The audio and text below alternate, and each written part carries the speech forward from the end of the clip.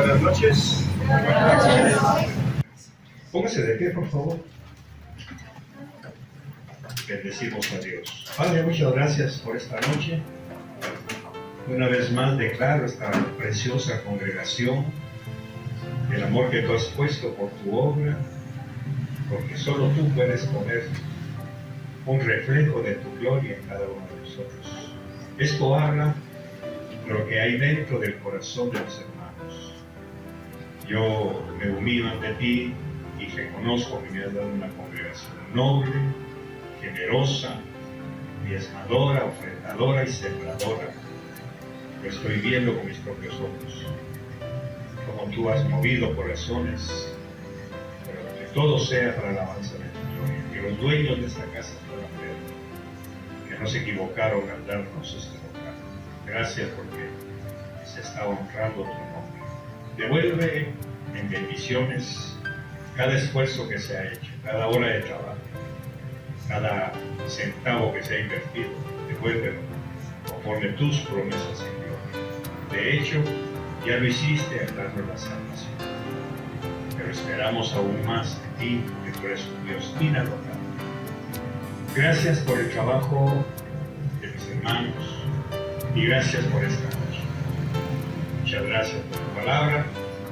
Te bendecimos y bendecimos esta cuadra en el nombre de Jesús. Amén. Así como estamos, veamos Éxodo capítulo 3, verso 13. Y vamos a aprender algo muy interesante que el Señor me regaló para ustedes y por supuesto para mí. Dice Éxodo capítulo 3, verso 13, en el nombre del Padre, del Hijo y del Espíritu Santo. Entonces dijo Moisés a Dios: He aquí, si voy a los hijos de Israel y les digo, el Dios de vuestros padres me ha enviado a vosotros, tal vez me digan, ¿cuál es su nombre? ¿Qué les responderé? Lo voy a repetir. Entonces dijo Moisés a Dios: He aquí, si voy a los hijos de Israel y les digo, el Dios de vuestros padres me ha enviado a vosotros, tal vez me digan, ¿cuál es su nombre? ¿Qué les responderé? Hasta ahí nada más. Siéntese, por favor. Interesante, una de estas madrugadas estaba platicando con el Señor, platicando con Él en mi lugar secreto. A mí me gusta mucho aquel canto que hemos aprendido aquí: llévame al lugar secreto donde cambia el corazón, donde nadie nos ve. Para mí ha sido una experiencia maravillosa platicar con el Señor. Y algo que sigo aprendiendo, al fin encontré la respuesta por qué el Señor nos despierta a las 3 de la mañana. Desde que yo me convertí en Cristo hace unos 50 y pico de años, desde ahí entré a esa dimensión de levantarme a las 3 de la mañana. Y 50 años después vine a entender por qué. Porque el número 3 en la Biblia es el número de revelación. Imagínense, me quedé con la boca abierta, escuchando a uno de mis profesores. El 3 es número de revelación. Eso explica por qué cuando Dios quiere revelarnos algo, nos despierta a las 3 de la mañana. No soy el único, deben haber. Aquí mismo debe haber alguien más y a esa hora se le abren los ojos. Lo que pasa es que a veces no entendemos y uno dice: tengo sueño, Señor, perdóname, tengo sueño. Y Dios dice: bueno, está bien, tal vez mañana nos reunimos. Pero ahora entendí eso y dije yo: con razón. ¿Por qué salí en donde Dios, cuando platico con Él, me enseña estas cosas grandes y ocultas que yo no conozco? Incluso grandes cosas y ocultas que yo no conozco de mí mismo, de lo que puedo ser capaz, de lo que puedo llegar a hacer si me descuido. Entonces, una de estas mañanas, platicando con el Señor, no crea que me habla así como a Moisés, pero sí me hace sentir en mi corazón. ¿Ya te diste cuenta por qué le pedí a la gente antes de salir de Egipto que pidiera ropa, joyas y dinero a sus vecinos? ¿Ya te diste cuenta? Yo le dije, sí señora, y dice tu palabra que cuando salieron de Egipto, las mujeres le dijeron a sus vecinos, ¿verdad?, que les dieran oro, piedras preciosas y vestidos. Entonces, lógicamente, yo platico con él así de una forma personal, especialmente a través del Espíritu Santo, que lo trato como mi amigo. Le digo, ¿por qué le pidieron ropa? Si es ropa egipcia. ¿Cómo es que una hebrea le pide ropa a una egipcia si se supone que esas ropas no eran apropiadas para ellas? ¿Por qué? Entonces Dios me aclaró. Primero me dijo, todo lo que las egipcias y egipcios usaban era para honrar a sus dioses. Y aquí iba a aprender algo maravilloso que no está aquí, pero se me está saliendo. Entonces me dice, todo lo que los egipcios usaban era para honrar a sus dioses. Ahora mi pueblo va a ir al desierto para honrarme a mí. Y entonces lo que Egipto usaba para sus dioses, mi pueblo lo va a usar para honrarme a mí. Y al mismo tiempo van a ser de bendición para aquellos que se los dieron. Por eso la palabra despojar no está bien traducida. Porque despojar es algo violento, algo que les quitaron, y no. Los despojaron, dice la Biblia, pero no es un despojo en sí. Se los pidieron, denos sus oros, sus platas, sus joyas, sus vestidos, denos. Porque vamos a ir a honrar a Dios. Y aquí viene la enseñanza para ustedes, que como sus pastores, hemos honrado a Dios con nuestros diezmos y ofrendas. La intención del Señor era esta, que cuando Egipto le diera a los israelitas sus joyas, su oro, sus piedras preciosas, es porque ellos los iban a usar para el tabernáculo, ahí en el desierto. Entonces lo que los egipcios usaban para su paganismo, ellos lo van a usar para honrar a Dios. Y como corolario, como ganancia, iban a bendecir a los egipcios. Bueno, a todo esto yo ya jugué la frente, porque no entiendo lo que estás diciendo. Muy sencillo. Cuando tú trabajas en una empresa, o todo aquel que trabaja en una empresa, su jefe usa el dinero para sus dioses, para sus paganismos, para sus deleites, pero cuando su jefe le paga su salario a mi hijo viene, aparta un diezmo para mí, está santificando lo que el otro usó para sus deleites, lo está santificando para mí. Y aparte de eso, prácticamente está santificando su empresa. Diga conmigo. Porque lógicamente, cuando el cristiano diezma de ese dinero, que era para los vicios del jefe, para sus cosas, para sus dioses de hedonismo, de ambición, de lo que sea, el cristiano viene, toma ese dinero que está ahí dedicado a los dioses de sus jefes, lo santifica. Y ahora, ¿qué pasa? Que esa santificación le llega al patrón. Por eso, con el tiempo, el patrón dice, ¿pero por qué te vas a ir, loco? ¿Te van a pagar más que aquí? Porque ya sabe en algún momento qué pasó con José. ¿Qué pasó con José? ¿Qué pasó en la casa de Potifar cuando José llegó? Dice que prosperó. ¿Quién prosperó? ¿José o Potifar? Potifar. Eso es lo que pasa con usted. Por eso es importante valorarnos y confesar, yo soy la bendición de esta empresa.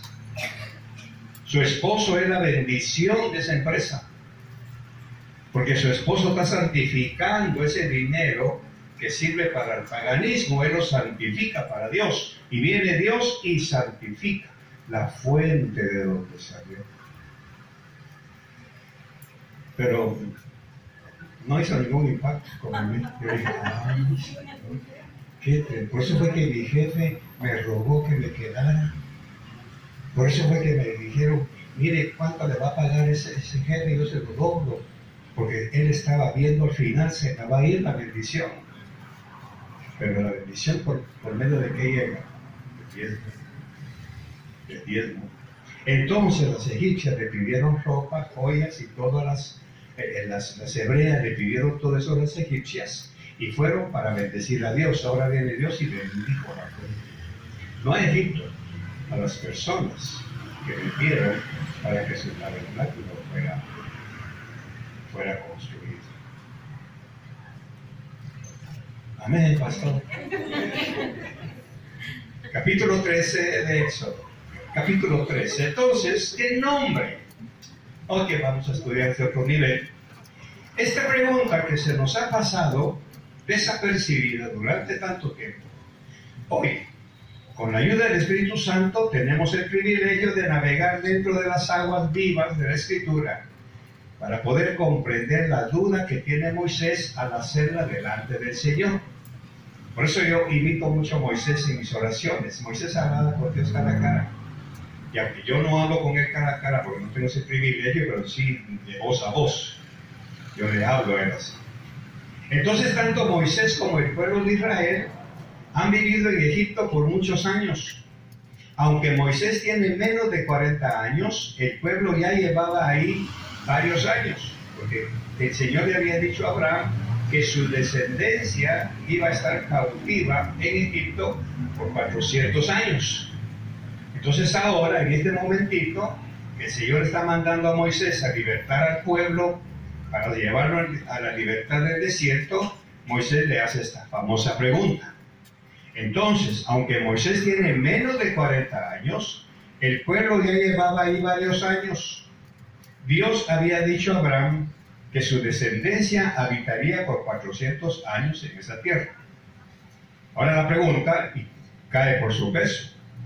Cuando una familia, una raza, un clan vive mucho tiempo en un mismo lugar donde se asienta, es inevitable que por ósmosis aprendamos las costumbres del lugar donde estamos. Lo vamos viendo poco a poco vamos aprendiendo las comidas, los sabores, la cultura, la forma de vida. Por eso es que nosotros tenemos que ser diferentes, porque al igual que los hebreos en Egipto, ellos se asentaron por 400 años. Entonces imagínense, llegan los padres, nacen los hijos, que son los hijos, luego nacen los hijos que son los nietos, luego nacen los hijos que son los bisnietos. Ya para esta altura, Moisés está tratando de libertar a los bisnietos.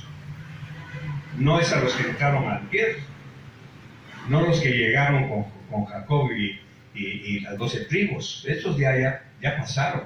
Aquí prácticamente ya estamos hablando de una descendencia de 4 generaciones. Entonces, imagínese usted la cultura que esta gente tuvo que haber aprendido a vivir, a copiar, a imitar, que aunque vivían en Gosén, no estaban exentos de repente ir a Egipto, allá afuera, a cualquier ciudad, a hacer sus compras, a trabajar, a interrelacionarse, y de alguna manera veían cosas, aprendieron cosas. Por eso es que los vemos después en el desierto tratando de regresar a Egipto. Oiga bien, mejor nos iba en Egipto. Extrañamos los ajos y las cebollas que comíamos en Egipto. Ahora la pregunta, ustedes ya han sido enseñados con excelencia a través del Espíritu Santo, ¿dónde vivieron ellos? A ver si se acuerdan. En Gosén. ¿Pero qué extrañaban en el desierto? No Gosén. ¿Te das cuenta? Ellos mismos lo confiesan con su boca. Extrañamos la comida que comíamos en Egipto. Mentirosos, ellos no vivieron en Egipto, ellos vivieron en Gosén. Pero ¿qué nos están mostrando? Que habían ido a Egipto, como quien dice, voy a decirlo geográficamente con nosotros. Nosotros vivimos en San Salvador, pero nos gusta ir al carnaval de San Miguel. 200 años después, ese carnaval se convierte en herencia de nuestros hijos. Ahora vienen los hijos, nuestros hijos, extrañamos San Miguel. Cuando vivíamos allá, ¿y qué diría el abuelo? ¿Tú nunca viviste en San Miguel? Eso es lo que estaba pasando aquí. Ellos no vivieron en Egipto, ellos vivieron en Gosén. Sin embargo, haber ido a Egipto hizo que ellos aprendieran sus costumbres. Cuando Dios los saca de ahí, ahora ya sabe, cuando se dice el axioma, que ellos salieron de Egipto. Pero Egipto, me gusta. Egipto no salió. Pero ellos no vivieron en Egipto, porque en Gosén fue donde no hubo plagas. En Gosén no hubo hambre. En Gosén no hubo ranas. En Gosén no hubo sangre. Ahí todo estaba bien. Todo eso fue en Egipto.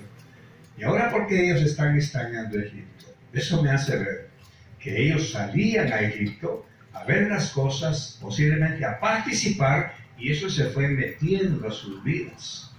Y ahora vamos a ver el resultado. Viene Moisés y le dice: Señor, yo voy a ir al pueblo a decirles que el Dios de sus padres, pero ¿de qué padres está hablando?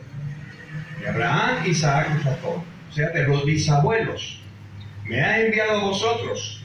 Aquí tenemos otra lección. El Dios de vuestros padres, no dice su Dios. Entonces habrá una ventanita ahí en su intelecto de a qué Dios adoraban ellos. Porque si Moisés no les dice, su Dios me mandó, sino el Dios de sus padres, quiere decir que estos descendientes de los que entraron hace 400 años atrás ya no adoraban al Dios de sus padres. Pero sigamos. ¿Qué aprendemos o qué aprendieron ahí los hebreos? Aprendieron su cultura, sus costumbres, sus formas de adorar a sus dioses, y sobre todo aprendieron que sus dioses, que los egipcios adoraban, tenían nombres propios que manifestaban sus caracteres. Aquí tengo la lista, pues no lo voy a mencionar por respeto al púlpito. Pero ellos adoraban una serie de dioses que tenían diferentes funciones en la vida pública, oficial y privada. Cada uno de estos dioses jugaban un rol muy importante en la teología egipcia y eran los que gobernaban su tierra, sus vidas y sus formas de vida. Eso es lo que pasaba con los egipcios. Y los israelitas que vivían en Gosén, de cuando en cuando se daban su escapada, e iban a las fiestas patronales, iban a las fiestas nacionales, iban aquí, iban a trabajar. Recuerden que Faraón los había esclavizado y ellos trabajaban lado a lado con los egipcios. Así que platicaban. Y posiblemente un egipcio antes de comer derramaba una libación al dios que él adoraba y el israelita lo miraba y decía: ¿y ese para quién es? Para Dios. El dios del vino, el dios de la comida, el dios de aquí, el dios del Nilo. Y el israelita absorbiendo y absorbiendo. Ahí vamos a ver dónde vamos a ir a parar. Dicho esto, ahora Moisés se presenta ante el pueblo y tiene una duda. Dios, tú sabes que mi pueblo sabe que los dioses egipcios tienen nombre propio. Su nombre indica su poder y su propósito. Cuando me pregunten el nombre del Dios de sus padres, que si no lo conocían, ¿qué les digo? ¿Qué les respondo? Y Dios le declara su nombre, un nombre que es separado de toda contaminación, un nombre único y personal que significa eternidad. Esto nos lleva a la pregunta obligada sobre el tema, 2 puntos. Cada uno de nosotros tiene en el interior de nuestro corazón un Dios que hemos traído desde nuestra cultura, nuestra niñez o nuestra familia. Un Dios que se nos ha enseñado a acudir en algún momento de necesidad. Ese Dios puede ser el trabajo, un hijo, un cónyuge, el dinero, el placer hedonista, la amargura, el rencor, el odio, la cólera. Entonces, mis queridos, la pregunta obligada es: ¿cuál es el nombre del Dios que usted y yo hemos estado adorando en secreto? Porque todo esto que estamos aprendiendo es que esta gente no conocía a Dios. Y esto se pone en paralelo a la generación cuarta de Josué. Y esa generación ya no supo las obras de Dios que había hecho en el desierto. Ya no preguntaron lo de aquellas piedras, porque Dios había dicho, levanten un monumento de piedras para que cuando sus hijos les pregunten. Pero esa cuarta generación ya no preguntó de esas piedras. La pregunta es ¿por qué? Ya no estaban. El río se las había llevado. Nadie se preocupó por volver a levantar el monumento que honrara a Dios, para que cuando sus hijos les preguntaran, ¿y esas piedras qué significan? Porque el mismo Señor les dice, cuando tus hijos te pregunten, ¿qué significan esas piedras? Tú les vas a responder, es que por aquí el río se partió en dos y nosotros cuando entramos, hace muchos años el río se partió en dos y nosotros entramos en seco para tomar posesión de ahí, toda la historia. Pero ¿qué pasó a la cuarta revelación? Ya nadie preguntó.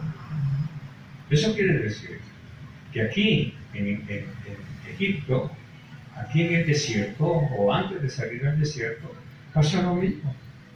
Esta generación ya no supo quién era el Dios de sus padres. Ya no conocían al Dios de sus padres. Por eso la pregunta de Moisés es, cuando me pregunten tu nombre, Señor, ¿qué les digo? Porque esa gente no los conoce. Esa gente no sabe cómo te llamas. Lo conocieron sus padres, lo conocieron sus abuelos, los conocieron quizá uno que otro pariente, pero ellos, los que han crecido aquí en Gosén, no saben quién eres tú. Por eso es importantísimo que nosotros los padres, cada día, cada noche, aunque parezca tardía, como decimos en Guatemala, insistamos, ya le dio gracias a Dios, ya honró a Dios, ya le dieron su regalo de cumpleaños y cayendo con el diezmo para Dios, para que vaya quedando impregnado en el corazón de sus hijos. Porque de otra manera, dentro de 40 años, sus hijos ya no van a conocer el nombre del Señor. Sus nietos ya no van a conocer el nombre del Señor. Entonces nosotros estamos con el peligro que corrieron la generación de Josué y la generación de Moisés. Por eso la pregunta de Moisés es interesante. Cuando me pregunten su nombre, ¿qué les digo? Entonces el Señor les declara, yo soy el que soy. Así les vas a decir. Y ahí se desprende una lección teológica que no voy a tocar esta noche. Pero lo que me interesa realmente es que nosotros nos vayamos con el desafío. Estamos transmitiendo a nuestros hijos. Estamos transmitiendo a nuestros nietos. Estamos transmitiendo a la siguiente generación para que el nombre del Señor no caiga en el olvido, porque cae en el olvido asombrosamente. Pero sí de Jesús. ¿No se ha preguntado por qué? A un gran predicador le preguntaron hace 80 años, ¿cómo ves la iglesia del año 2000? Y la respuesta de él fue, veo una iglesia totalmente seca, sin saber el nombre del Señor.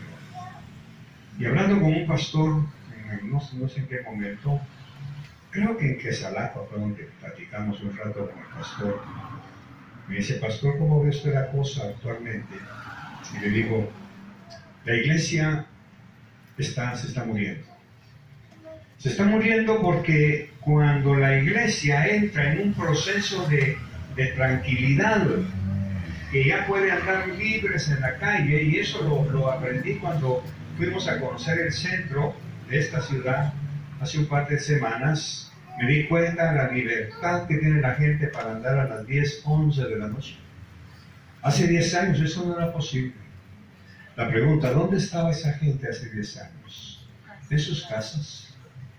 Muchos de ellos haciendo vigilias, orando, ayunando, porque la violencia les había arrebatado un hijo, un esposo, les estaban cobrando rentas en sus negocios, honraban a Dios con sus diezmos y ofrendas.